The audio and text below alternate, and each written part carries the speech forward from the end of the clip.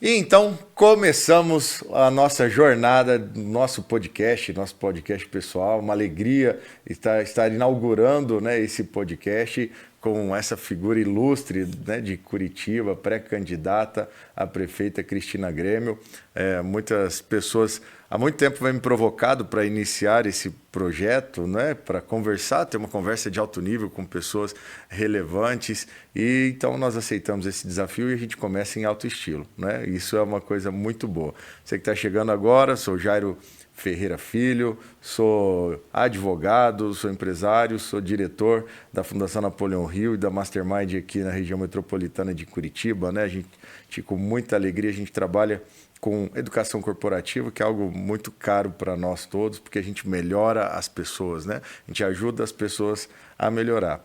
E hoje, especificamente, a gente vai conversar com alguém que faz isso há muitos anos, né? Ela ajuda a melhorar a sociedade, porque ela fez da sua profissão a sua missão de vida, que é levar informação de qualidade, informação verdadeira, com base nos fatos, né? Quase que uma militante jornalística sob a perspectiva de, né, respeito aos fatos, que é a nossa querida Cristina Grêmio, que é uma das pessoas, aliás, e você vai ver isso, que mais conhece a cidade de Curitiba dentre a maioria dos curitibanos. Cristina, muito bom ter você aqui, seja muito bem-vinda e muito obrigado por aceitar o convite de inaugurar, né, essa nossa jornada. Que honra, né? Muito obrigada a você por me convidar, por me permitir falar com os curitibanos também e com, enfim, seguidores que eu tenho pelo Brasil inteiro e que amam Curitiba também, porque conheceram uma parte de Curitiba através dos meus relatos. Embora eu, nos últimos anos, tenha trabalhado mais com jornalismo de cobertura nacional, né, de análise política nacional. E muita gente está descobrindo que eu sou curitibana agora. Pois Então, é. mas é um orgulho poder falar da minha cidade para curitibanos e para pessoas de fora também que venham conhecer Curitiba futuramente. Muito legal. Você sabe que eu descobri que você era curitibano, muito embora te acompanhasse, né, de maneira profissional há muito tempo, né, e em especial nas questões políticas, que você é uma grande comentarista política, porque um dia num stories de um grande amigo, né, aí na hora que eu estava passando, eu vi ele almoçando com você e jantando, né, com a sua família. E eu falei, ué, por que a Cristina está ali? E aí eu fui pesquisar e aí descobri que você era curitibana. Muita gente, de fato, sabe, porque você é uma mulher de dimensão nacional, né? O que você fala é ouvido no Brasil inteiro. E como é que é para você ser assim? Como é que foi para você conseguir ter esse acesso nacional e ter esse tamanho de Brasil que você tem? Foi uma progressão de carreira que aconteceu de uma forma bastante natural, não foi programada, né? Eu sou formada em jornalismo na Federal do Paraná, sou curitibana, fiz jornalismo na Federal do Paraná e me formei em 92, mas já trabalhava como repórter de TV desde 90. Eu consegui uma vaga na reportagem da antiga rede OM, que não existe mais, é uma rede que virou a CNT, ela tem uma projeção muito pequena no universo das TVs abertas, não conseguiu seu espaço, mas foi ali que eu comecei minha carreira em 1990. E, por acaso, o Brasil estava num processo de imensa transformação naquele período. Então, eu já de cara entendi a importância do jornalismo. Eu não precisei fazer todos os anos do jornalismo e estudar a fundo aquilo ali para entender, de fato, o quanto isso podia ser impactante para despertar a sociedade para muitas coisas. Eu gosto de dizer, uma frase que eu coloco nas minhas redes sociais também, que eu acredito no poder transformador de uma sociedade bem informada. E na hora que eu, como estudante de jornalismo, assim, começando ali a minha carreira, ainda estava no processo de formação, mas já atuando como jornalista, entendo que eu posso ser um elemento entre a sociedade e essa transformação, é uma honra muito grande. Então, eu tenho uma gratidão muito grande pela minha carreira e foi acontecendo naturalmente. Eu consegui esse emprego no terceiro ano da faculdade, eu fiz jornalismo porque eu gostava muito de ler, gosto muito de escrever, sempre escrevi muito e achava que tinha que trabalhar em jornal. Sim. Não tinha uma perspectiva lá com 18 anos de idade de ser escritora e vou trabalhar em jornal. E o meio do jornal impresso, na época não tinha internet, não tinha nada disso, né? Ele era muito limitado aqui em Curitiba. Então, eu fui no RH mesmo das empresas e preenchi uma ficha. Estudante de jornalismo. Eu, na época, dava aula de inglês. No período que eu fiz faculdade, eu dei aula de inglês. Olha só. Os 4 anos da legal. faculdade. Então, eu colocava lá experiência, professora de inglês. Não tinha nada a ver com jornalismo, ainda mais jornalismo local, mas fiz lá minha fichinha e me chamaram para trabalhar na TV. E fui ficando. E aí, A TV é muito desafiadora. Eu Sim. sou muito grata, assim. Eu fui repórter de TV por 26 anos. Essa brincadeira muito durou tempo, né? 26 anos. Dos 26 anos, 20 deles em Curitiba, que é a minha cidade natal, e a gente pode falar disso daqui a pouco, porque tem uma ligação muito forte com Curitiba, não só por ter nascido aqui. Sim. Filha, neta, bisneta de curitibanos. Meu trisavô foi o primeiro médico da cidade, médico cirurgião, indicado pelo imperador Dom Pedro II, que é uma figura histórica que eu admiro profundamente. Então, eu fiquei 20 anos em Curitiba, o que me dá um conhecimento da cidade diferente de apenas ter sido alguém que nasceu na cidade. Sim. Porque o repórter de televisão, ele precisa ir aonde o fato está acontecendo. Exatamente. Ouvir as pessoas que são impactadas por aquela notícia, aquele fato, aquele evento. Então, eu conheço 75 bairros de cabo a rabo. Né? Eu percorri muita coisa. Mas depois, eu fui recebendo convites e fui ser repórter de TV 4 anos no Rio de Janeiro. Depois, eu fui 2 anos no Nordeste. Então, eu vivi umas realidades urbanas muito diferentes, que eu acho que me acrescentaram também para o meu entendimento de Curitiba e do porquê Curitiba é o que é, né, tendo feito o caminho que fez ao longo das décadas aí. E aí, em 2016, eu estava num processo, quase um burnout, assim. Eu amo profundamente essa carreira de jornalista. Eu gostava muito de ser repórter de televisão. Não tinha problema nenhum em nenhuma das emissoras onde eu tinha trabalhado, já tinha rodado o Brasil, já tinha feito coberturas internacionais, já tinha ido para a Antártica. Eu fiz algumas coisas muito grandes na carreira, que foram acontecendo também, mas eu não estava satisfeita fazendo aquilo. Entendi. E hoje eu entendo, a TV estava começando um processo de transformação onde eu não me enquadraria. E aí eu fui estudar marketing digital, porque aí sim, já tinha internet, redes sociais e tudo mais, mas eu não usava, porque na TV a gente não podia usar. Eram regras de compliance da emissora. E eu fui estudar a fundo e comecei a me aventurar no jornalismo digital independente, de forma independente. E a Gazeta do Povo, que tinha recém-digitalizado todo o seu conteúdo, o maior jornal do Paraná, agora está com 104 anos de idade, na época estava com 99, Sim. Me convidou para fazer parte do time e montar a editoria de vídeos lá dentro. E ali eu comecei, aí me convidaram para ser colunista, eu comecei a emitir opinião, as pessoas começaram a se identificar com a minha opinião, Sim. Eu recebi convite para fazer outros programas em outros canais. O contrato da Gazeta me permitia, fui para a Jovem Pan, então fiz parte da equipe que fez a rádio de 80 anos se transformar em TV.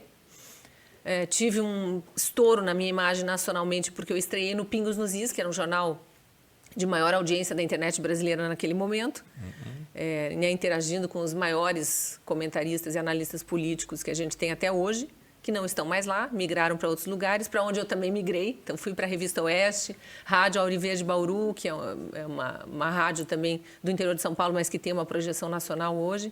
É muito ouvida, e aí, né? Enfim, essa carreira está em pausa agora. Eu fui saindo, só estou na Rádio Auriverde nesse momento, mas também já encerra no fim de junho, porque a lei eleitoral não permite mais que comunicadores continuem na sua profissão de origem, se quiserem disputar um cargo público. E já por conta da pré-candidatura, eu me desliguei da Revista Oeste e da Gazeta do Povo. E aí, você está com esse desafio agora, nessa pausa, né? Nessa carreira.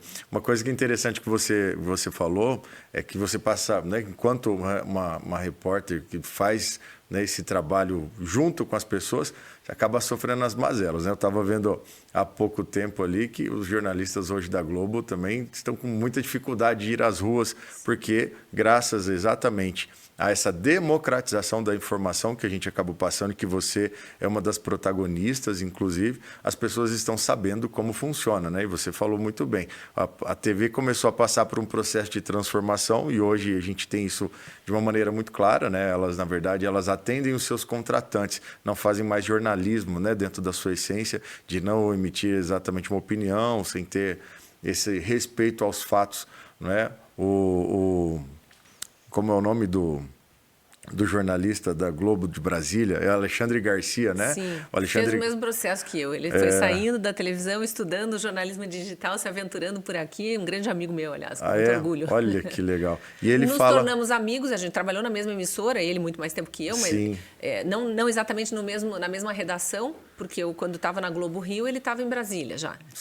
O Alexandre Garcia, ele fez uma carreira lá no Rio Grande do Sul, ele é do Rio Grande do Sul, Foi para Brasília. Mas eu tinha ele como referência porque ele era já um grande repórter de televisão antes de se tornar um comentarista de política. Ele foi porta-voz do governo Figueiredo, ele teve muitas experiências e eu admirava por isso. E quando ele faz a migração para o jornalismo digital, eu já estava no digital também, eu estava no mesmo processo, só que estava estudando e não tinha entrado em grandes... Então, eu conheço ele já como nós dois como comentaristas políticos. E ele falava sobre... Ele estava fazendo uma crítica à academia, né? Às faculdades, né, de jornalismo, exatamente por conta da militância jornalística, né? Das pessoas, das pessoas desvirtuarem os fatos e o que está acontecendo, atendendo exatamente essa demanda. Então, foi legal que essa democratização acabou dando acesso, né, às pessoas comuns. Mas eu comuns. vivi um pouco ainda na televisão... o que os jornalistas, especialmente os da Globo, hoje vivem. Porque dos meus 26 anos de repórter de televisão, 22 eu fui repórter... 20 eu fui repórter de afiliadas Globo ou da TV Globo do Rio, onde eu fiquei 2 anos. Mas eu trabalhei na afiliada Globo aqui de Curitiba por 17 anos. A RPC, a atual RPC. Eu era da TV Paranaense. Antes ela se chamava TV Paranaense, funcionava lá no Castelinho do Batel, né, naquele prédio icônico que era a residência de um ex-governador, do Lupion. E estava alugado para a TV e ficou por décadas ali. E depois ela precisou se mudar para as Mercês, e eu também trabalhei nas Mercês, e mudou o nome para a RPC por uma readequação ali de mercado mesmo. Sim. E eu peguei as 2 fases. Então, eu trabalhei na TV Paranaense antes de ir para o Rio e para São Luís, e quando eu voltei, já contratada de novo, era a RPC. Eu vivi em 2013, com aquelas jornadas de junho de 2013, que eu digo que é o início da conscientização política do brasileiro em função das novas mídias, da internet. Teve a Primavera Árabe, a gente acompanhou aquilo tudo, né? Occupy Wall Street, em Nova York, a gente acompanhou todos esses processos, as pessoas se convocando e se encontrando na rua e dizendo, nós pensamos o mesmo, e que bom que a gente se encontrou virtualmente e pode estar presencialmente agora manifestando nossa opinião. Junho de 2013 foi isso e a gente cobriu. Só que naquele momento, e era muito diferente do conceito que a população tem hoje, especificamente da TV Globo, mas da maior parte das TVs abertas, porque ficou descarado mesmo. Eu sou muito crítica atualmente, com todo respeito aos meus ex-colegas, mas da forma como o jornalismo é feito em função realmente do poder econômico da verba publicitária que entra ali, né? Pagou, a gente fala bem, não pagou, a gente não fala, a gente tem visto, não preciso entrar em detalhes aqui. Mas em junho de 2013, o que aconteceu? Foi um movimento natural que se expandiu pelo país inteiro, começou em São Paulo, mas se expandiu pelo país inteiro. As pessoas davam um grito de não aguento mais, levando cartazes, pedindo tudo. E não sabiam nem para quem pediam. Então, era muito desorganizado. É um aflorar, né, de consciência política. E o que aconteceu naquele momento? O jornalista está procurando notícia. Como ele também não sabia muito bem o que noticiar, porque não tinha um líder, não tinha uma pauta. Começou com os 20 centavos da passagem de ônibus em São Paulo, mas e aqui em Curitiba tinha uma questão da passagem de ônibus também, mas aquilo era contra a educação, os investimentos errados em educação, a saúde pública que não funciona, tinha tudo ali. Sim. Né? Assalto, enfim, tinha tudo nas reivindicações. E aí teve margem para os black blocs entrarem e começou a quebradeira. Isso. Né? E quando começa a quebradeira, parte das pessoas que estavam ali eram os donos das concessionárias que eram atacadas, ou era funcionário dos bancos que eram atacados, ou estudavam na universidade. Para desvirtuar o movimento. Para desvirtuar o movimento. A Prefeitura de Curitiba teve todas as vidraças quebradas. Não sei se o pessoal lembra bem disso, mas eu cobri. O que aconteceu? A gente começou a mostrar os black blocs. Quem não era black bloc, que era a imensa maioria, se sentiu abandonado pela imprensa. Do lado de lá, quem tinha? A polícia, para bloquear os black blocs, mas eles estavam juntos com os manifestantes. Não eram parte, mas estavam juntos. Então, tinha 3 movimentos ali antagônicos. Eram os manifestantes, com black blocs no meio, mas eram os manifestantes. A polícia, para preservar o patrimônio público e privado. E a imprensa tentando cobrir. Só que a polícia também não gostava da imprensa, porque eles usavam a força contra todos. E eram só os black blocs que precisavam ser combatidos. A gente começou a levar pedrada. A gente começou a ter que trabalhar, era época de chuva em Curitiba, a gente tinha que trabalhar com a capa da Globo pelo avesso, para não verem a logomarca. Sim. Os carros, não só da RPC, afiliada à Globo, mas também do SBT, da Rede Massa, da Bandeirantes, que tem canal próprio aqui, então era logomarca, todos tiveram que ser pintados, não podia ter logomarca de carro, porque todos os carros eram pichados, os motoristas que estavam dentro eram ameaçados, o pessoal sacudia os carros, e aí não eram só os black blocs, era a massa revoltada com a cobertura que vinha sendo feita. Então, desculpe me alongar, mas acho bom lembrar esses fatos. Isso é muito importante. Para a gente fazer até a população entender que o jornalista, especificamente, ele não é o dono da emissora, nem o responsável pela linha editorial completa. Claro que ele tem a liberdade de dizer: eu não quero fazer parte disso, como eu fiz, e abandonar uma carreira de 26 anos para ir buscar outra coisa. Eu me aposentei do jornalismo, eu não ia voltar para o jornalismo. Eu fui estudar novas mídias e trabalhar com a minha irmã, que é artesã, e dava aula online desde o Orkut. Olha só. E eu fui ajudar ela a impulsionar as mídias dela. Entendi. Só que eu disse: eu sou jornalista, era na época da Lava Jato, comecei a ler aqueles processos, eu ouvia todos os depoimentos, acompanhei tá no todas sangue as isso aí, confissões. né? Tá no Eu disse: eu não vou guardar esse conteúdo para mim, eu quero saber também, é o meu país. Entendi. Mas aí eu comecei a fazer lives, as primeiras lives que foram no Facebook, para minha audiência, eu falava para 30, 40 pessoas, mas são pessoas que até hoje sabem o que aconteceu na Lava Jato, porque eu informei. Bom. É, muito bom. É possível dizer, então, que a Cristina, né, com essa envergadura, porque a gente começa essa nossa conversa te fazendo essa pergunta, então, essa Cristina Grêmio, com esse tamanho de Brasil, na verdade, ela é fruto dessa indignação popular, né? Eu penso que a população, ela acordou, ela tomou nota do quanto que ela é usurpada pelos detentores do poder, e você basicamente se consagrou como uma das vozes dessa população, não é? E eu vejo muito claramente como que... Porque ainda vai ser estudado esse fenômeno no mundo inteiro, né? Do que aconteceu, que de repente as pessoas acordaram para a política e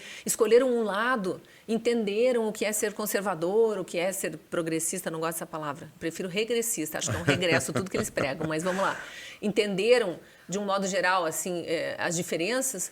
Como que isso aconteceu? Mas, para mim, olhando com um olhar de jornalista e de quem fez essa trajetória de ir estudar o digital para tentar entender as possibilidades que existiam ali e ser convidada e voltar, sim, para o jornalismo já com essa pequena bagagem de estudos aqui, colocar na prática, né, ajudar a montar uma editoria de vídeos num grande jornal que passava a ser um veículo digital, então ele deixa de ser um jornal impresso, que só escreve textos e, eventualmente, publica fotos, e passa a ser também rádio e TV. Sim. Também pode fazer podcast, também pode fazer programas em vídeo.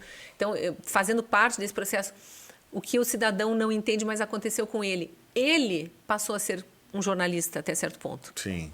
Porque ele passou a ter acesso às fontes primárias com a internet. Então, na hora que ele vê o cara da Odebrecht sendo perdoado, mas deixa eu ver o que ele falou no passado. Pô, o meu cara confessou. O cara confessou? Como é que a empresa é dele emitiu uma nota pública, está aqui a nota pública. Como que o ministro do STF vai dizer que isso não aconteceu? Quem é esse ministro do STF? Era advogado do PT. Ele não passou em concurso de juiz, ele nunca foi juiz. E ele virou ministro do Supremo Tribunal Federal para decidir as causas do PT.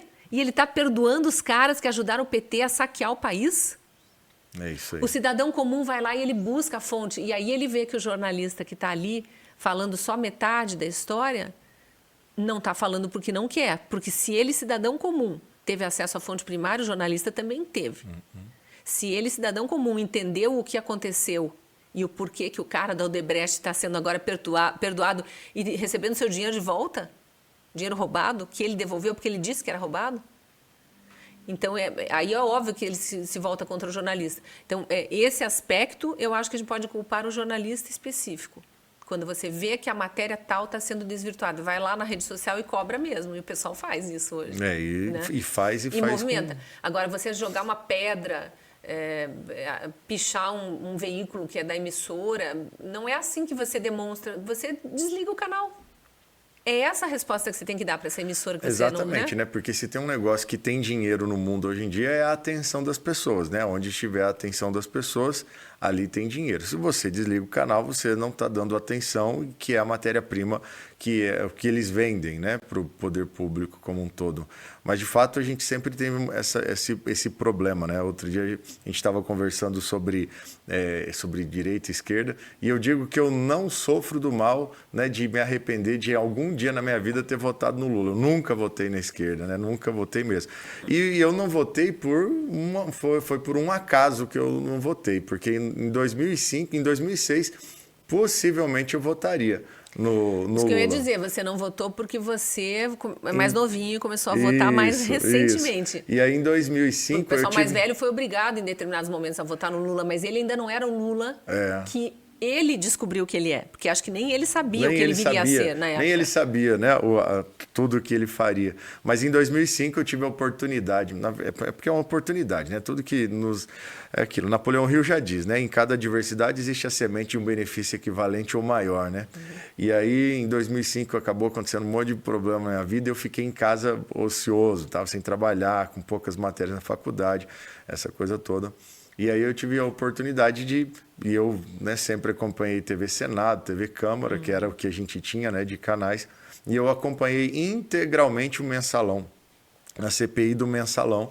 Aquele julgamento de meses lá no STF. Isso, mas eu acompanhei lá em 2005 todo aquele discurso do Roberto Jefferson, que eu digo que é a gênese do escândalo político brasileiro, não é? Eu acompanhei integralmente e aí ali eu consegui ver exatamente o que é essa articulação e o que se fazia lá se faz agora, né? Não se mudou o modus operandi e a maneira como eles fazem. E aí então em 2006, que eu provavelmente votaria no Lula, acabei não votando, né? E aí a gente votava em que a gente achava que era da direita. Naquela ocasião era o Geraldo Alckmin, né? O famoso e hoje, Teatro das Tesouras. Exatamente. E hoje a gente sabe que não era, a gente foi enganado ao longo de todo esse período, né? Com essa questão toda. E me diz uma coisa. Hoje você está, né, se colocando à disposição de um grande desafio, sem sombra de dúvida. Você não começa, né, se colocando à disposição para um cargo parlamentar, né? Você não está começando, vamos começar assim, né? Nos primeiros passos da política, como um vereador ou um deputado estadual. Porque eu nunca tive pretensões de carreira política. Já começou, exatamente, já começou ali com a prefeitura, né, de Curitiba, sendo pré-candidata a prefeita de Curitiba.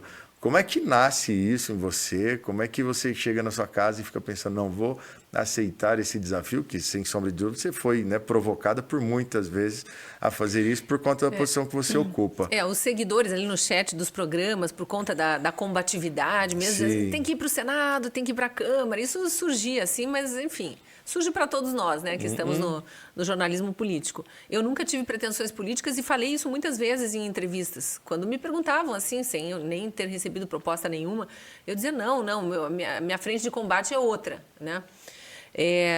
Em 2022, eu fui convidada eu fui instigada, não convidada, não foi um partido que me procurou nem nada. Algumas pessoas, um grupo político veio me procurar para eu me candidatar a governadora do Paraná.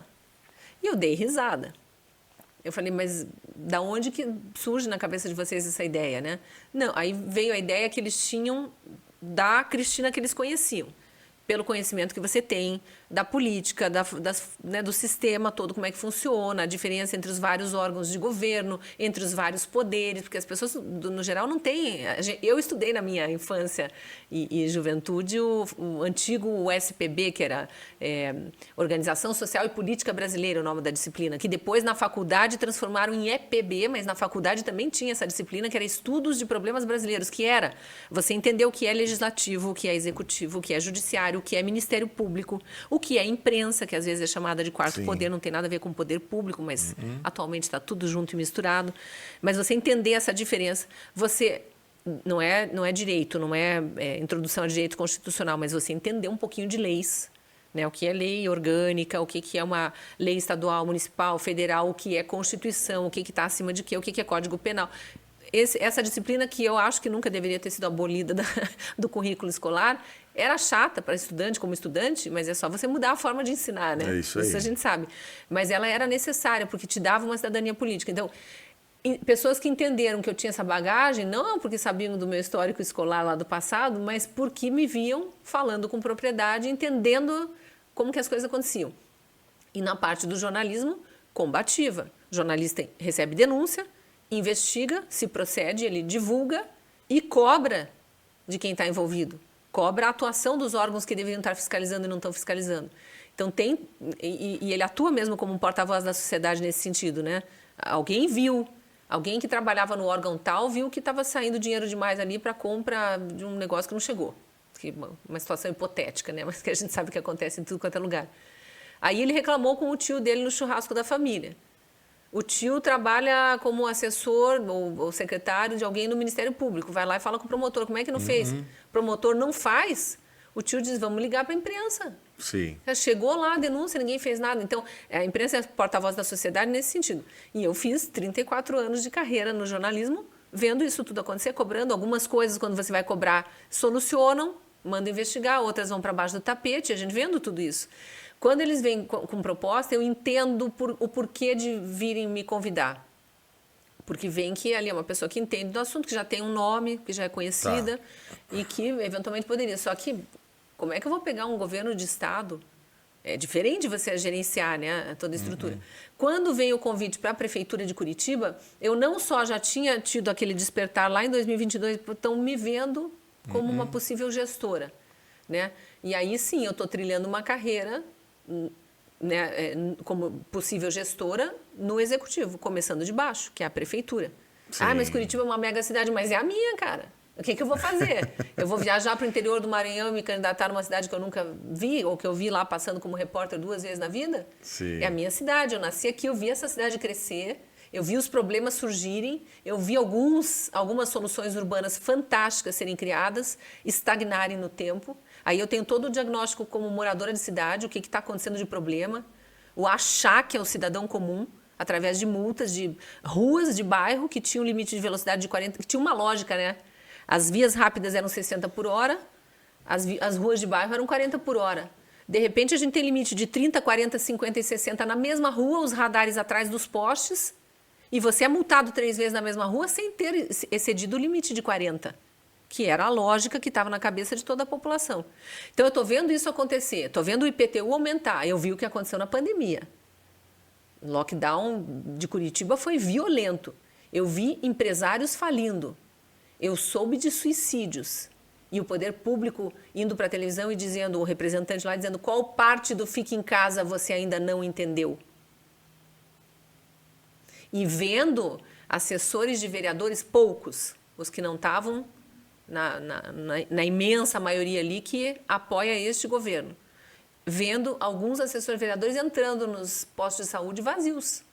Por que eu tenho que ficar trancada em casa? Minha empresa tem que falir.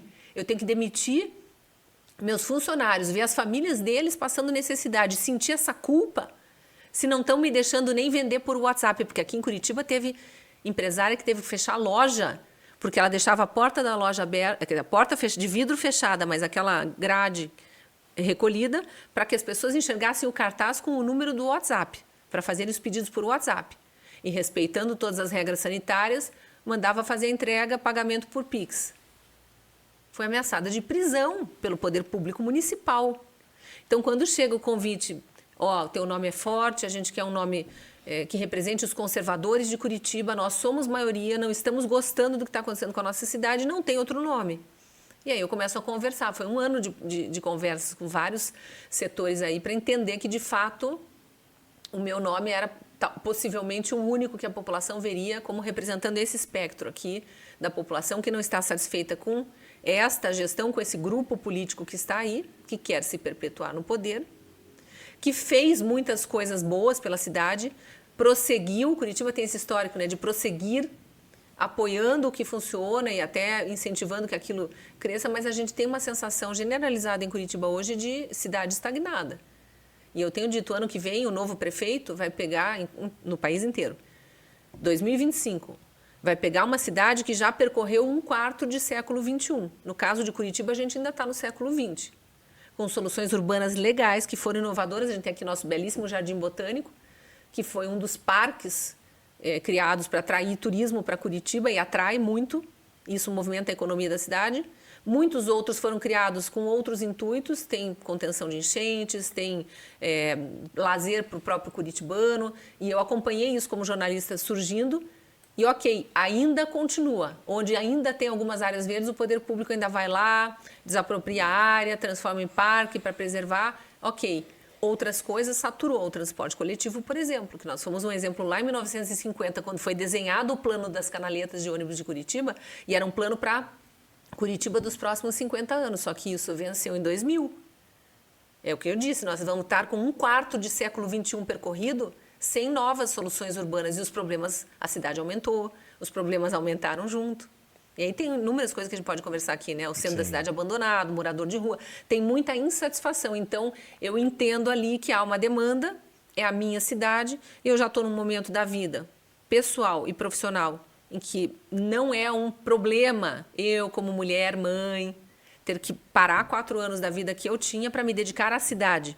Parar no sentido de, o foco agora é esse. Os filhos já criados, o mais velho acabou de casar, uma alegria. Minha carreira consolidada, por onde eu passei, sempre deixei portas abertas. Não tem problema nenhum em voltar para a minha carreira. Como eu disse, fui professora de inglês lá no início da minha vida profissional e sempre disse no jornalismo também, a hora que isso aqui não for mais para mim, eu volto a dar aula de inglês se eu precisar. Cristina, muito legal tudo isso que você falou, mas eu quero saber um pouquinho mais. Você sempre teve no seu âmago, você sentia que era possível, que essa era a sua vocação? Não havia clareza, obviamente, né? Mas eu, como eu te disse antes, no jornalismo eu percebi desde muito cedo que esta é uma, entre muitas profissões, que é missão mesmo, que você está ali para servir, né? Assim como eu vejo médico, professor, com todo o projeto de vida que cada um tenha, quando entra para essas profissões, ele está a serviço.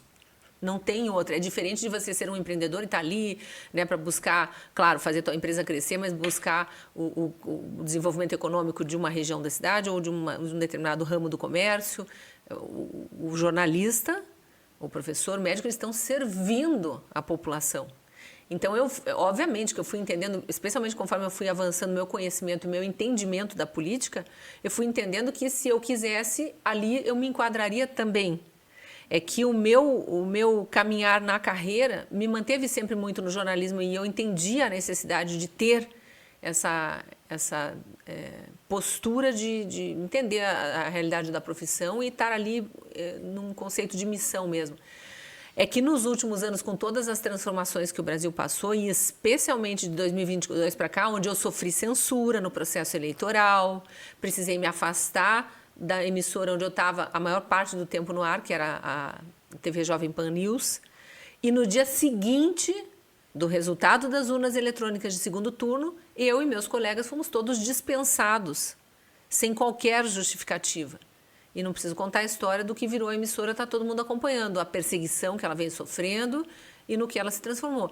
Então, tudo isso acontecendo no Brasil, tendo sido uma jornalista de opinião no governo Bolsonaro e visto a transformação pela qual o Brasil passou e todo o contorcionismo do sistema para expurgar aquele de fora, aquele outsider, né, que veio ali para revolucionar a forma de fazer política. Vi isso tudo acontecendo e entendi que não precisa ser só no jornalismo esse servir. E que na hora que eu recebi essa demanda, esse pedido, nós queremos uma pessoa que nos represente, você já nos representa no jornalismo, vá para a política, né? Governe a nossa cidade, faça diferente, eu entendi que eu posso ser essa pessoa, e posso mesmo, né? Aí o coração chama. Muito bom, muito bom. Bom, mas para ser prefeita de Curitiba, precisa-se conhecer a cidade, né? Ter exatamente um conhecimento e uma clareza, em especial dos problemas, da história, da composição da cidade. Você está pronta para isso? Você entende que você tem esse conhecimento? Aí eu já estava pronta antes de entender que eu podia caminhar para a política, porque, como eu disse no começo, eu sou curitibana, filha, neta, bisneta de curitibanos, o que é uma raridade na cidade, né? Curitiba tem mais da metade da população migrante, né? Gente que veio porque viu que a cidade é viável, que é uma cidade que funciona, tinha toda aquela projeção de soluções urbanas do passado, mas essas pessoas estão vivendo uma realidade que os natos daqui também vivem, né? Eu passei 20 anos, dos 26 que eu fui repórter de televisão, aqui na nossa cidade. E o repórter de televisão, ele percorre os bairros, as ruas, entra nas casas, conversa com as pessoas, ouve os problemas, vai atrás de solução, investiga por que aqueles problemas surgiram, vai cobrar de quem deveria ter solucionado e não solucionou, e fica insistindo. E se não é solucionado, vai de novo ouvir, mostra que aumentou, mostra os outros. Então, assim, eu não só conheço a cidade geograficamente falando, e conheço, assim, eu fui uma criança em Curitiba em que o contorno da cidade era muito bem definido. A gente sabia onde terminava Curitiba e começava São José dos Pinhais, onde terminava Curitiba e começava Colombo, ou Pinhais, ou Piraquara, ou lá para a região sul, Fazenda Rio Grande, Araucária. Né, aqui para o interior do estado, Campo Magro, Campo Largo, a gente tinha que percorrer um pedaço de terrenos vazios até chegar na estrada que levava ao outro município. E hoje em dia é tudo junto e misturado. Não tem mais limites muito claros da cidade, não tem mais terrenos grandes em Curitiba. O que tinha foi desapropriado, já é parque. E está preservado, mas a gente precisa realmente percorrer muito para conseguir entender os limites da cidade. E eu conheço. Muito bom. Né? Eu conheço o mapa de Curitiba, eu te situo os bairros, onde é que eles ficam, e eu conheço a realidade de quem mora nesses lugares. Eu já era repórter quando Jaime Lerner foi prefeito aqui nos anos... no início dos anos 90 ali, né? Porque ele tinha sido prefeito na época do regime militar, por indicação, na época era outro sistema. E quando tem a reabertura política e começa o voto direto, depois daquele movimento das dietas já de 84, a primeira eleição que tem em 88 é municipal, por acaso foi a primeira vez que eu votei. Tinha 18 anos, estava entrando na faculdade, bem desperta, e acompanhei aquilo ali. E tudo o que aconteceu do Jaime Lerner para frente, eu acompanhei como jornalista. Então, eu sei como foi implantado todo o sistema de integração do transporte coletivo, a negociação que foi feita com os municípios da região metropolitana para criar a rede integrada. Eu sei como isso, de alguma forma, degringolou em alguns municípios, né? As negociações políticas que não avançaram. Eu conheço esses políticos que estão aí. Eu sei o que eles fizeram nos verões passados. Isso é poder, muitos deles eu investiguei, eu acompanhei, Veja fulano só. ser preso, o outro perdendo a eleição, minguando na credibilidade que tinha. Eu acompanhei o superfaturamento das obras da Copa. Eu vi o transtorno que a cidade viveu nas obras da Copa. Eu vi a promessa de metrô que nunca veio. Eu vi o fim das discussões, que na verdade nunca foram muito fortes, sobre o VLT, que é um modal urbano que precisa ser implantado em Curitiba, porque Curitiba é plana, já tem as canaletas, é só colocar trilho. Óbvio que tem que ter uma discussão toda com as empresas de ônibus, ver né, como é que o empresariado da cidade consegue absorver essa demanda, mas se outras cidades já implantaram, tem em Santos, tem no Rio de Janeiro, tem em São Paulo, né? por que Curitiba não faz? É possível. Curitiba é inovador aonde? É inteligente aonde? Se não está dando novos modais, está só proibindo, estimulando o uso do carro, porque o transporte coletivo não é eficaz, custa caro, é a tarifa mais cara do país. E está estimulando o uso de carro, mas multando sem parar o motorista. É um achaque mesmo que está acontecendo, não só com o sistema de limite de velocidade confuso da cidade, como as regras de estacionamento, que agora você paga para estacionar em rua de bairro. Exatamente. O STARF se expandiu para os bairros. Então, e eu conheço Curitiba de conversar com os curitibanos, né? A gente conversava aqui antes, eu disse, eu sei que quem leva a fama da poluição dos rios de Curitiba é a população da Vila Torres, por exemplo, em relação ao Rio Belém, porque o Rio Belém ele é canalizado num pedaço, ele vem lá do Abranches, ele percorre o limite norte, passa pelo São Lourenço, pelo Centro Cívico, a ciclovia vem junto, muita gente sabe que aquele ali é o Rio Belém. E depois ele some por baixo do passeio público ali, Mariano Torres, está tudo canalizado já, e encontra o Rio Ivo ali. E a poluição que sai lá na Vila Torres, onde o Rio Belém reaparece, inclusive com cheiro ruim, e todo mundo joga a culpa nos moradores da Vila Torres, é por causa das residências do centro da cidade, lá das antigas, que a Sanepar, na época, não fazia fiscalização como faz hoje, e o esgoto dos prédios do centro sai no Rio Ivo, que está todo canalizado, ninguém sabe nem onde esse rio passa, eu sei, está por baixo ali da Rua 15, ali passa o Rio Ivo, e desemboca na Mariano Torres, já encontrando o Belém. Está tudo debaixo das calçadas, das ruas, ninguém vê isso. Aí ele reaparece no Belém com cheiro ruim de esgoto que foi jogado no rio, e quem leva a culpa é o morador da Vila Torres. Isso precisa ser conversado com o governo do Estado, né? Porque é o governo do Estado que cuida da parte de saneamento, mas a cidade precisa saber da onde vem o problema para poder cobrar a solução e não ficar acusando uma parte dos moradores da cidade como se eles fossem os poluidores, quando eles não são. Faço uma pergunta e já tive uma aula, né, sobre Curitiba. Muito bom, que bacana. Mas Curitiba ela tem muitos problemas também, né? E aí um dos problemas que a gente mais ouve, a gente vê andando pelas ruas da cidade, é que a gente tem aí um número crescente de moradores de rua. E isso é algo que, né, cada vez mais pela questão humana, né, a gente se compadece da situação daquelas pessoas e, por vezes, o poder público ele precisa, sim, assumir essas responsabilidades. O que você pensa sobre essa questão toda? Essa questão é minha também, me incomoda o centro da cidade abandonado. Eu já estou fora da reportagem de TV desde 2016, mas eu continuei vivendo em Curitiba, fazendo compras em Curitiba, circulando por Curitiba, né, e entendendo e conversando com pessoas, porque eu nunca deixei de conversar, até porque elas vêm a mim mesmo sabendo que eu não sou mais repórter, mas para relatar coisas que não estão funcionando. A prefeitura fala atualmente em 600 moradores de rua, mas eu tenho conversado com o pessoal das ONGs que atendem essa população de rua e está em torno de 3 mil. Quer dizer, primeiro a gente precisa saber são os números que o tamanho do são os problema. Números extraoficiais que a gente ouve. A gente precisa saber o tamanho do problema. A gente não pode ser leviano de acusar a prefeitura de não solucionar, porque eu acompanhei inúmeros prefeitos tentando, de fato, achar uma solução para isso. A legislação impede. No seguinte aspecto, eu lembro de ter conversado com Beto Richa e Luciano Dutti, acho que não sobre essa questão específica, mas no governo Fruit já estava forte essa coisa de morador de rua. Depois, no governo Greca, primeiro e segundo governo, eu já não estava mais como repórter, então não conversei, mas acompanhei e vi entrevistas dele. Todos os prefeitos têm essa limitação de... Eles têm a FAS, a Fundação de Ação Social, toda a equipe de saúde, enfim, a própria equipe de educação, de alguma forma, com os liceus do ofício, nas ruas da cidadania, que poderia atender essa população para dar um ofício, para fazer ela resgatar a sua dignidade, poder pagar um aluguel e voltar para uma moradia mais digna. Há um esforço da prefeitura, mas há um seríssimo problema que a legislação não permite que ninguém seja retirado da rua se ele não quiser. E o que acontece?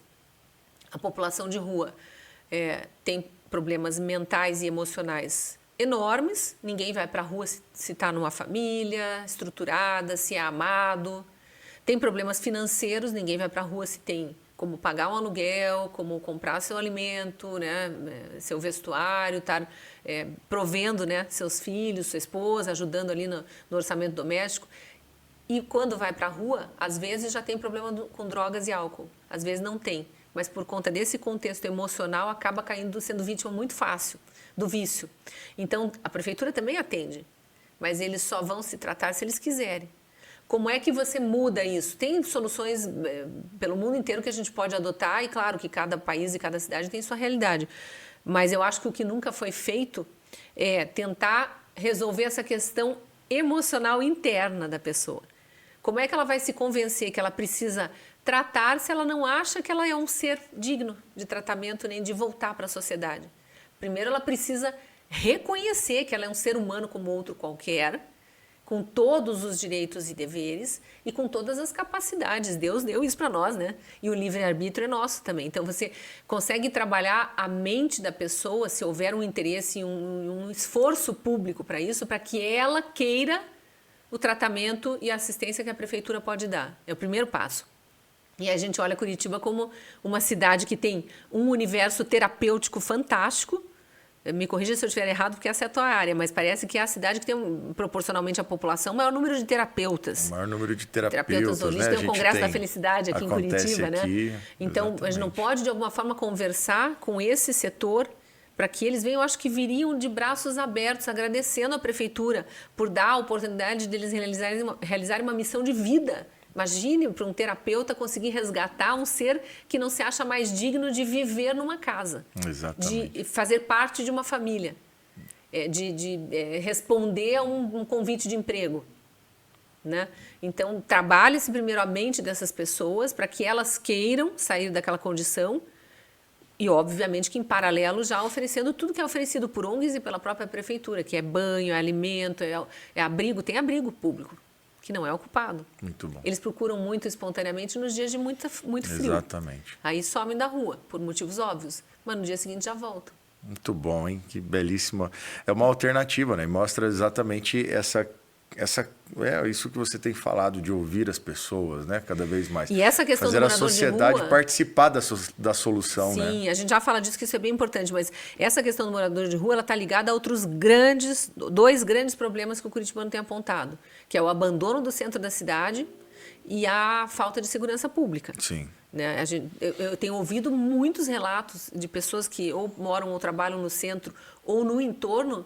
A gente está prestes a ter uma Cracolândia em Curitiba. Exato. E a gente não pode permitir que isso aconteça aqui, tendo o exemplo de São Paulo, que é tão perto de nós. Né? O Paraná já foi província de São Paulo. A gente tem uma ligação muito forte com São Paulo. Eu vou muito a São Paulo. Meu marido trabalha em São Paulo, vem para Curitiba uma parte da semana, outra parte ele está lá. Então, eu conheço muitas realidades. Não tem como deixar o problema chegar naquele nível para depois ir tentar achar uma solução. Aí já fica muito mais complicado. Exato. Nesse momento ainda dá. E como é que você revitaliza o centro da cidade? Primeiro tem que resolver o problema de quem está morando nas calçadas do centro da cidade, que é essa população. Aí você areja o comércio, que não precisa mais ficar preocupado com aquela questão ali, a parte de segurança, porque já não tem mais o tráfico tão aberto como está acontecendo, Praça Tiradentes, outras praças do centro da cidade, a região do Largo da Ordem, ali do Centro Histórico, a Rua São Francisco, onde eu, nossa, percorri minha infância inteira, meu pai tinha uma gráfica na Rua São Francisco ali, meu Deus, aquilo ali, ninguém passa mais ali, né? A própria Riachuelo, que foi revitalizada, não lembro se foi no governo Beto Richa, acho que foi no primeiro governo Beto Richa municipal. 2010. E funcionou, ele deu um respiro para aquela região do centro.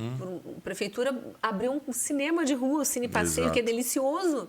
E ele não é usado pela população. Não é utilizado por conta da questão de segurança. As pessoas não se sentem seguras e confortáveis no centro da cidade. Então, tem muita coisa para fazer.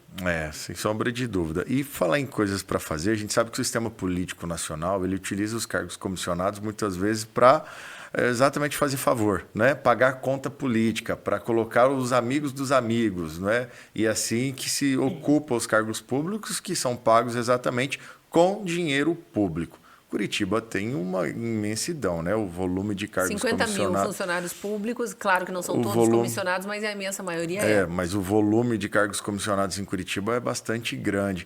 Como é que vai ser a sua política, né? Caso você, né, se confirme a sua candidatura e eleição, como que você pretende lidar com isso?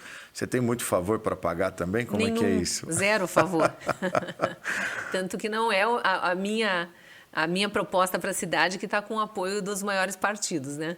A gente está numa candidatura modesta, num partido pequeno, que tem menos de 10 anos, que tem prefeitos, tem vereadores, mas não conseguiu eleger deputados ainda. Não tem alguns deputados estaduais, mas não tem deputados federais, não tem senadores, não tem governadores, então não tem uma projeção nacional. Partido Por Mais Brasil, que é o antigo Partido da Mulher Brasileira. Que foi criado com esse nome, segundo diz a fundadora, para tentar atrair mais mulheres para o partido. Né, se deparou com o mesmo problema dos outros. A mulher tem momentos de vida. Sim. E em determinados momentos, ela, que é o meu caso agora, ela se sente preparada. Mas em outros momentos, mesmo que ela ache que pode ir para a vida pública, ela está muito envolvida ainda com filhos, com casa, com a família ali. Tem... enfim, é diferente do homem que já... Né? E aqui não tem nada de feminismo ou machismo na história, é só uma constatação de como a vida é. Exato. Então, eu acho, a minha opinião do porquê não tem tanta mulher na política é isso. E quando a gente vê mulheres na política, normalmente são mais velhas. Com exceção dessas da esquerda que já se caracterizam, que vão ali para brigar e usar toda aquela energia da juventude ali para espernear, né? E que são usadas, né, na verdade, pelo movimento. Que é uma tristeza, né? A gente tem muita gente que de fato é cooptada pela esquerda nesse momento das universidades, porque é uma população vulnerável, intelectualmente falando, porque tudo que se absorve, né, de uma autoridade que é o professor acaba se aceitando. E como a gente tem aí muitas vezes uma massa de professores corrompidos, né, nessa estrutura política, eles são uma massa muito fácil, mas depois, né, vão se ajustando ao longo da vida. Dizem que se você não foi de esquerda antes dos 30, você não tem coração. Mas se continua depois dos 30, não tem cérebro, né? É mais ou menos por aí. Mas tem muitos interesses, né? Uma coisa bem racional, os mais velhos que continuam sendo de esquerda. Os mais velhos é porque tem um motivo, né? Tem um motivo. Econômico. Normalmente é naquela parte do corpo chamada bolso. Bolso, exatamente. Né? Mas voltando à questão dos cargos comissionados, o que eu desejo fazer, e por não ter nenhum comprometimento com nenhum partido, não tem mensalão, não tem mensalinho, não tem promessa, não tem toma lá da cá, não tem. A minha candidatura ela é orgânica e ela está sendo feita por apoiadores voluntários, o que muito me orgulha. Eu estou com um time de voluntários, a gente já vai falar disso, com 140 pessoas me ajudando a fazer o diagnóstico da cidade para trabalhar no plano de governo juntamente comigo. Então, ela já é uma gestão participativa antes de ser. Ela já começa como uma candidatura participativa, que eu acho que é fantástico, porque também já envolve o cidadão na responsabilidade que ele tem sobre a cidade. Não é só votar e deixar na mão do prefeito 4 anos e, eventualmente, espernear, reclamar, mas também não colocar a mão na massa e trazer soluções, né? No caso dos cargos comissionados, eu não vejo por que não fazer o que a boa iniciativa privada faz, que é processo seletivo. Como é que você entra numa empresa? Você apresenta teu currículo. Mas você apresenta teu currículo por quê? Porque a empresa abriu um processo seletivo, você está concorrendo com outras pessoas que em tese têm a mesma capacidade que você, mas vão ter que provar que são melhores que você. E aí você vai lá e mostra que você sabe fazer, que você tem o conhecimento, que você estudou, que você já produziu resultados, você apresenta isso. Então, os 50 mil funcionários comissionados atuais da Prefeitura vão continuar na Prefeitura com a Cristina Grêmio prefeita? Sim, desde que eles estejam produzindo e provem que têm capacidade para isso, no processo seletivo. Pronto. São super bem-vindos. E eu acredito que com o conhecimento que eles têm e a dedicação que já tiveram ao município, vão ficar, a imensa maioria. Agora, aqueles maus funcionários que estão lá por troca de favores de prefeitos antigos, que ainda estão pagando aí sua dívida, esses não necessariamente são os melhores. Se não passarem no processo seletivo, vão dar vaga não a quem eu prometi favor, aos que passarem no processo seletivo. Nossa, isso é uma disrupção, né, dentro do processo da administração pública, porque o que se chama de governo de coalizão, na verdade, é se formar quase que uma organização criminosa para mal utilizar o poder público, né? Essa que é a grande verdade, né, desse sistema que a gente acaba tendo. O tal do, vamos para o eixo federal, né? O tal do presidencialismo de coalizão que Lula tanto defendia, inclusive quando ele estava nos depoimentos judiciais ali da Lava Jato. Eu nunca esqueço do Sérgio Moro fazendo uma pergunta para ele sobre qual partido levava qual porcentagem desse contrato. Exatamente. Porque eu já sei, eu quero ouvir de quem participou disso. Doutor, o senhor deve estar querendo saber sobre o presidencialismo de coalizão. Vou te explicar como se governa um país, como se governa o Brasil. O presidencialismo de coalizão é isso. Os partidos assim...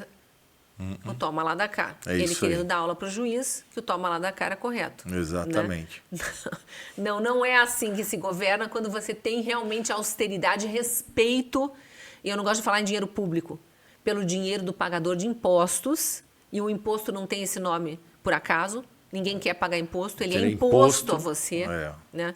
Quando você vai para o serviço público com esse respeito, não tem presidencialismo de coalizão. Não tem prefeitura de coalizão. Tem gestão, né? Tem gestão.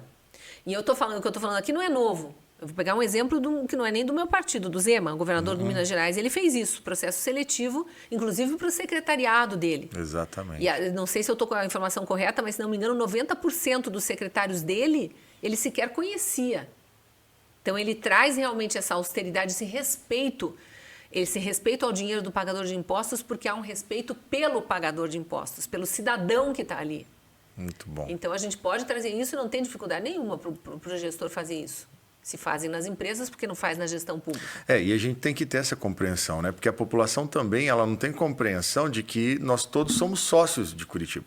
A Curitiba é uma empresa, a prefeitura é uma empresa e que tem como sócios acionistas toda a população que paga os seus impostos. E o que uma empresa quer? Uma boa gestão, uma gestão por pessoas competentes, eficiência, efetivamente. Não à toa, o artigo 35 traz lá, né, dentre os seus 5 princípios básicos, né, o artigo 35 da Constituição, traz dentre os seus princípios básicos exatamente a eficiência, né?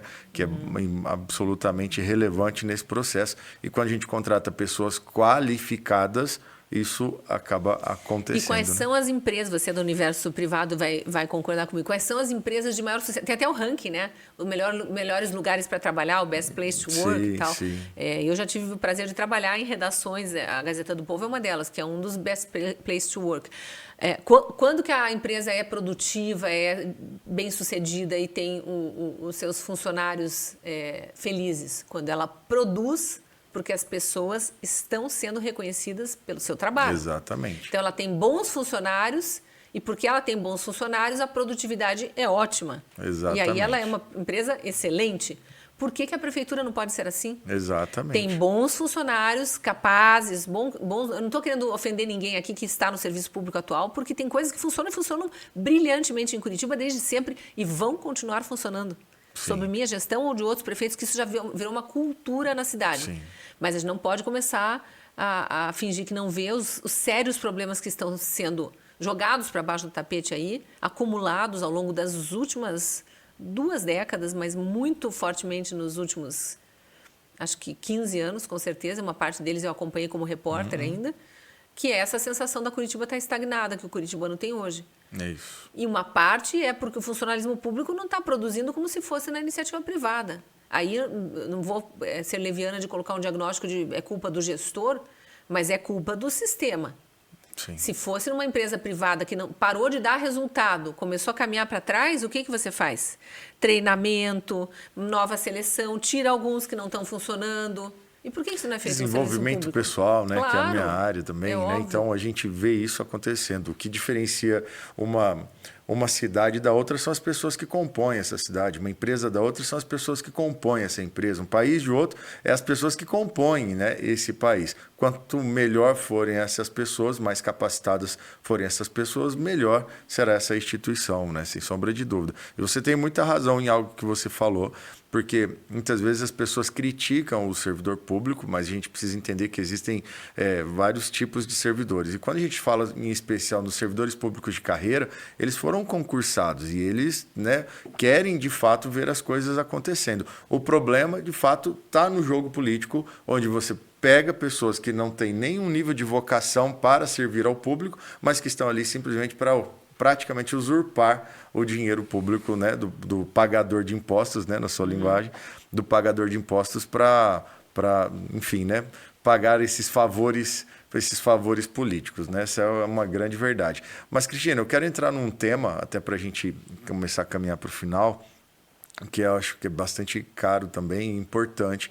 O Brasil ele passou por um processo, né, de identificação do que é direita e do que é esquerda. Né? Durante muito tempo a gente ficou anestesiado, nós não tínhamos, né, tinha uma penumbra, nós não tínhamos clareza sobre o que é uma coisa e o que é outra. O governo Bolsonaro acabou trazendo essa clareza, né? O presidente Bolsonaro deixou isso cada vez mais evidente, né? O grande filósofo, né, Olavo de Carvalho deixou isso também muito evidenciado. E aí a gente tem, dentro dos espectros políticos, a gente tem a direita liberal, a direita conservadora, e volta e meia a gente tem aqui alguns impasses, né, em relação a isso. E também tem muita gente que, né, te considera bolsonarista. Eu queria que você falasse um pouco sobre essa temática, sobre esse aspecto, né, para que as pessoas possam entender um pouco mais sobre você, né? Bom, quem me chama de bolsonarista são os lulistas, porque eles acham que isso é um xingamento. Né? Então, qualquer um que seja anti-PT, eles chamam de bolsonarista e jogam uma pecha lá de adjetivos que vai de homofóbico, fascista, nazista, eles têm todo, machista, eles têm todo esse discurso ali. Para a população, isso aí não é o que importa. Importa para quem está consumindo jornalismo, que vou colocar como jornalista, porque é onde surgiu essa associação ao bolsonarismo. Você é uma jornalista bolsonarista. Eu cobri o governo Bolsonaro como jornalista de opinião. Mas eu nunca deixei de opinar em cima de fatos. E eu vi mudanças acontecerem no Brasil importantíssimas em várias áreas, posso citar algumas, mas em várias áreas, que não aconteciam em governos anteriores, que eu também cobri. E que seriam hoje classificados claramente como governos de esquerda, ou lulistas. Desde Fernando Henrique, que não à toa declarou voto para o Lula em 2018, para o Haddad em 2018, para o Lula em 2022, e está aí junto com o PT até hoje. Né? O PSDB virou um puxadinho do PT, tanto que um dos grandes ícones do PSDB virou vice-presidente na chapa do PT. Mas o bolsonarismo, para mim, ele é um movimento muito ligado à figura do presidente Bolsonaro. Eu, como jornalista, não posso ser assim, nem no jornalismo de opinião. Mas eu não tenho como olhar para um governo que foi o primeiro presidente que pegou o país endividado, mais endividado do que devolveu, porque ele devolveu endividado também, mas a dívida estava menor, e olhar e fingir que isso não aconteceu. Eu não tenho como olhar para um presidente que sofreu o massacre midiático que ele sofreu e não denunciar o massacre midiático, sendo bom ou ruim o presidente. Mas o massacre midiático é fato, todo mundo viu. E eu vou fingir que não aconteceu? Ou vou fazer parte disso aqui? Não. Já tinha saído para não caminhar para onde estava caminhando o jornalismo. Então, eu estou aqui opinando. Eu vejo um governo que, no seu primeiro dia de mandato, o governo Bolsonaro, cria uma Secretaria Nacional de Alfabetização. Por acaso, esse governo teve que enfrentar uma pandemia onde as crianças ficaram 2 anos trancadas em escolas. E óbvio que teve defasagem escolar ali, todo mundo acompanhou. Mas a gente não teve uma defasagem violenta na alfabetização por causa dos programas da Secretaria Nacional de Alfabetização, de treinamento de professores e de pais, com literatura voltada para a primeira infância, até para pais que mal sabem ler em voz alta, poderem ler para os seus filhos. Isso aconteceu no Brasil. Eu não tenho como olhar para isso e dizer que não aconteceu. Sim. Né? Tanto que agora estão saindo os índices de melhora na alfabetização das crianças brasileiras e o governo Lula está tentando dizer que foi ele, mas isso aqui é retroativo, é lá para trás. E eu vi o governo Lula assumir e, por acaso, no primeiro dia de governo, extinguir a Secretaria Nacional de Alfabetização. Sim. Então, se eu sou pró-educação e eu sou filha de professores, sempre vi isso acontecer no meu universo familiar, tenho irmãos, tenho cunhados professores. Se eu sou a favor da educação, eu não tenho como olhar para uma questão dessa e não elogiar o governo Bolsonaro. Exatamente. Quando eu vi o ministro Milton Ribeiro ser preso por suposta fraude na educação, sem ter nenhuma prova, exatamente como está acontecendo com os presos do 8 de janeiro. Exatamente. Eu não tenho como olhar para aquilo e dizer isso aqui está errado. Ah, é bolsonarista por causa disso? Não. Quem que está preso agora? O delegado que mandou prender o ministro na época. Nada ficou comprovado contra aquele ministro. As pessoas não leem essa notícia. Tem notinha de rodapé de jornal lá. Aquela investigação morreu. Então, se ser bolsonarista, se ser uma jornalista bolsonarista é olhar para um governo, apontar o que está funcionando, denunciar que a crítica está sendo para ataque político e, obviamente, fazer críticas pontuais quando há erros, aí eu sou bolsonarista. E mas em relação ao assim. conservadorismo e ao liberalismo, né, dentro dessas figuras? Isso eu posso falar com propriedade? Eu te faço essa pergunta com muita tranquilidade também, e para que a gente possa ser claro, a gente tem, né, dentro do espectro político, a gente tem, por exemplo, o Partido Novo, que se considera liberal, mas não conservador, né? E aí depois a gente tem hoje o PL, que é um partido que se considera, né, conservador, mas não liberal. E às vezes a minha percepção é que as pessoas nem sabem né, exatamente o que é isso. Mas na prática, qual que é o impacto que isso tem? Os partidos não sabem, as pessoas não sabem, e mesmo assim, a gente está falando aqui, quando a gente entra nesses detalhes, a gente está falando para uma bolha que estuda esses movimentos, que lê esses autores e tudo mais. Mas vamos pegar o povão, que nós também somos parte dele. Né? Exatamente. A hora que você começa a falar, você defende a vida ou o aborto? Eu defendo a vida. Não tem condição nenhuma de pensar em defender a morte. Tá, nós estamos juntos. Do lado de lá estão os que defendem o aborto. Você defende um Estado inchado, com milhares e milhares, centenas de milhares de funcionários, obrigando o governo a aumentar seus impostos para pagar o salário de todo mundo? Ou um Estado um pouco mais enxuto e a iniciativa privada fazendo parte do serviço que atualmente é feito pelo poder público, mas que ela pode assumir? Então, você é a favor de privatização, está comigo, e é contra o Estado inchado que... Vamos dar nome aos bois, né? Que o PT prega, que o comunismo prega, que eles querem ser donos de tudo, controlar as pessoas, controlar todo o orçamento, enfim. Então, você vê que eu estou misturando questões econômicas, que são, né, a parte do liberalismo, e questões de costumes, que são a parte do conservadorismo aqui. Quando você começa a olhar, eu estou junto com a imensa maioria da população brasileira, não é só a curitibana, eu sou conservadora de fato. Eu defendo a vida, a família, todas as liberdades. Eu fiquei dando a minha cara a tapa e sofrendo campanhas violentas de difamação aí durante a pandemia, porque eu pregava autonomia médica.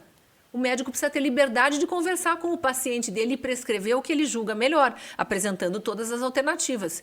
E a autonomia do paciente. Ninguém nunca teve que entrar na minha casa para ver que remédio que eu estava dando para a dor de garganta do meu filho. Por que agora eu tenho que ser julgada por causa do tratamento que eu decidi fazer com meu filho? Defendi isso. Nossa, mas eu fui difamada por milícias digitais, com páginas que surgiram da noite para o dia com mais de 1 milhão de seguidores.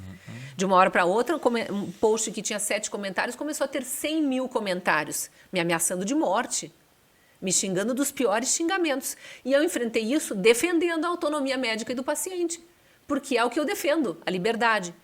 Quando veio o 8 de janeiro, essa farsa, e eu fui a primeira jornalista do Brasil e uma das poucas que seguiram a entrevistar advogados de presos políticos, que são presos políticos.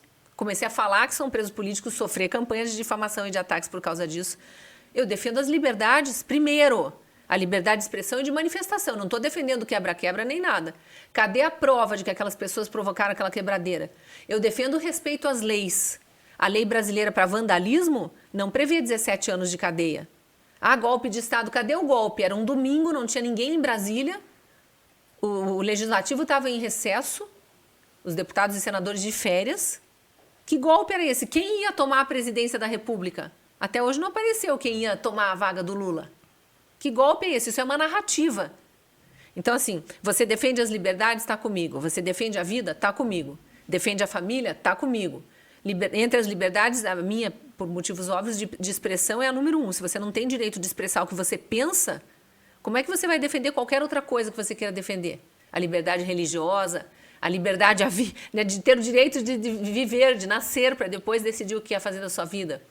Você não defende nenhuma outra. Então, está comigo, quem está comigo. Então, eu tenho o liberalismo econômico, eu tenho o conservadorismo em mim, como tem a imensa maioria dos brasileiros. Quando eles são colocados diante desses conceitos, eles não vão dizer que eles são progressistas. Que progresso que é você defender morte para bebês que não têm nem voz, para dizer, me deixe viver. Teus pais deixaram você viver, me deixe viver. Como que o bebê vai gritar se ele não tem voz ainda, se ele não nasceu? Somos nós que vamos gritar. Muito bom. Que progresso é esse, defender a morte? Eu chamo de regressista quem tem essas ideias. Perfeito, muito bom, esclarecedor demais, assim, né? Muito bom você trazer luz para isso, porque acho que as pessoas precisam ter cada vez mais clareza, né? Sobre quem é você e o quanto você conhece a cidade. Acho que foi muito esclarecedor. Cristina, então sobre educação, que é uma temática muito importante, porque a educação, o sistema educacional é a fábrica do futuro, né? Essa é a grande verdade. E olhando para isso e as competências, porque o poder público municipal, né, vai ter a competência de cuidar das crianças até ali a sua pré-adolescência, quando então é o Estado, né, quem faz a gestão da educação. Como é que você olha para isso e o que você tem de ideias para a educação em Curitiba? Curitiba, nos índices do IDEB, ela vai relativamente bem dentro das outras cidades brasileiras de mesmo porte, até cidades maiores. A questão é, a gente está satisfeito com as crianças, que a gente tá, com os adultos, com os adolescentes que a gente está colocando para o mercado de trabalho? Obviamente que não. Quando a gente olha para o resto do mundo, nós somos um fracasso absoluto. E aí a gente precisa olhar, tem coisas que funcionam na educação em Curitiba? Sim, vamos manter. Não se destrói, isso é o conservadorismo, né? Não se destrói o que nossos antepassados construíram a duras penas e fizeram a gente chegar até aqui. O que está funcionando a gente preserva. Tem nada de retrógrado nisso quando estão jogando lá a pecha de retrógrados para nós, né? Mas você precisa criar soluções novas porque novos problemas surgem. O que a gente não tem em Curitiba e que vai ter na gestão Cristina Grêmio prefeita? Primeira prefeita de Curitiba, aliás. A cidade vai ter sua primeira mulher prefeita. Educação financeira. Educação para o empreendedorismo. A criança gosta de brincar de lojinha. Eu brincava quando era criança de lojinha. Brinquedinhos que não tem mais, mas tem outros mais interessantes ainda. Por que você não pode levar isso de forma lúdica para a criança na sua primeira infância, que é responsabilidade do município? As creches. Exato. Ela está brincando lá de montar castelinhos, mas ela pode comprar o tijolo para montar o castelinho? Muito bom. Ela pode ir lá e ver que tem preços diferentes se o telhado for assim ou se for reto. Ela pode entender isso. Tem tantos conceitos que dá para introduzir na educação infantil e que ficam para a vida. É isso aí. Né? A gente sabe porque a educação que vem de casa, ela fica para a vida. Por isso que a gente também preserva tanto a família. Né? O respeito, inclusive, pela educação que é dada em casa, sabendo que o que a escola ensina é conteúdo. Então, a educação é uma coisa, família. O ensino é na escola. E o ensino para o empreendedorismo, para a educação financeira, pode acontecer ali na sala de aula. E pode envolver os pais, inclusive, porque a educação continua lá com eles. Deve envolver os pais. E aí a gente pega a primeira fase do ensino fundamental, que também está a cargo do município, e já entra com conteúdos, que daí já entra matemática, já entra escrita. Leitura precisa ser muito mais incentivada. E aí eu volto na Secretaria Nacional de Alfabetização, fiz um trabalho brilhante, aliás, com um secretário que é paranaense, né? Que, inclusive, tenho muita honra de ter como uma das minhas fontes na área de educação. Porque ele implantou coisas fenomenais e que podem vir a funcionar em Curitiba, né? E aí eu só queria dar uma pincelada muito rápida em como que eu estou trabalhando isso na pré-campanha e vou trabalhar na campanha. Gestão participativa. Eu preciso ouvir o cidadão para saber dele os problemas. Porque os meus problemas não são os mesmos de quem mora na Cachimba ou no Tatuquara. Né? Quem mora no Batel tem problemas, mas são diferentes de quem está no Cajuru. Quem está no centro, vendo a criminalidade crescer e a população de rua, não enfrentam o mesmo problema de quem está num bairro onde tem chacrinhas, ainda como Umbará ou Abranches. Né? Então, daí o conhecimento da cidade é importante também, mas você ouvir as pessoas de todos esses bairros que cada um tem um problema. Eu estou com uma equipe de 140 voluntários nesse momento, porque é uma campanha feita de voluntários, que estão me ajudando a entender a cidade. O diagnóstico a gente praticamente já fez. Essas mesmas pessoas agora, dentro das suas disponibilidades, entre elas muitos especialistas, os maiores na sua área, por exemplo, o Dr. Jacques Couto, na área de saúde, que foi quem implantou o SAMU em Curitiba, é um dos maiores especialistas em urgências e emergências no Paraná. Está conosco nos ajudando a desenhar o plano de governo para a área de saúde. Então, eu estou com uma gestão participativa no diagnóstico dos problemas da cidade, que vai se transformar, agora a gente está caminhando para esse momento, na equipe que está me ajudando a desenhar o plano de governo. E depois vão me ajudar a governar, porque a cidade se governa com as pessoas. Não vai ser uma cidade que vai fechar as portas da prefeitura ali, se trancar num gabinete e inaugurar a obra no último ano de governo para dizer que fez. Muito bom. Nós vamos governar junto com a população de Curitiba. Muito bom, muito bom. Bem, dito tudo isso, né, penso que agora para a gente só cabe agradecer essa oportunidade de estar aqui te conhecendo ainda mais, conhecendo, né, das suas propostas, da sua história. E eu penso que todo mundo que acompanhar esse podcast vai ter a oportunidade, né, de se encantar. Né? A gente costuma dizer que quanto mais te conhece, mais gosta de você, porque você passa para a gente essa retidão, essa integridade, né? Esse bem viver, essa responsabilidade, não só com a sua vida, mas com a vida das pessoas que te cercam. E parabéns, né? Como cidadão, a gente te agradece por você se colocar à disposição. A gente acredita que nós carecemos de líderes, nós carecemos de pessoas que queiram ocupar espaços, assumir responsabilidades, e sempre que a gente está diante de pessoas que assumem, né, esse protagonismo, essa responsabilidade, esse ônus social, a gente precisa agradecer. Tá? Obrigadíssimo pela sua participação aqui nesse nosso primeiro programa. Eu é que agradeço, um prazer e uma honra, né, ser a voz de tanta gente e ser representante desses anseios todos da sociedade, porque me veem realmente como alguém alinhado em valores.